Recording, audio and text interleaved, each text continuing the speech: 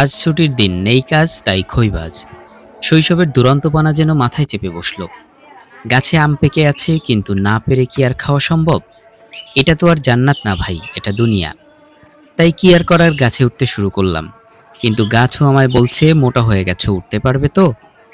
আস্তে আস্তে উপরে উঠে নিজেকে জুত মতো একটি জায়গায় দাঁড় করিয়ে নিলাম। এরপর দেখে নিলাম কোন থোকা পারবো। অবশেষে খুবই ইষ্টপুষ্ট একটি থোকা পেরে নামিয়ে দিলাম।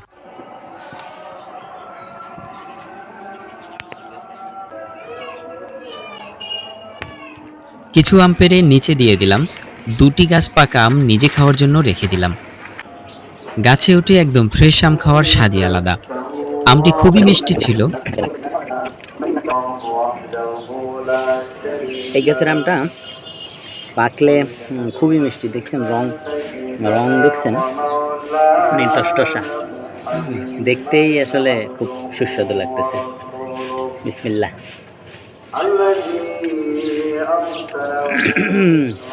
চিনির মতো মিষ্টি।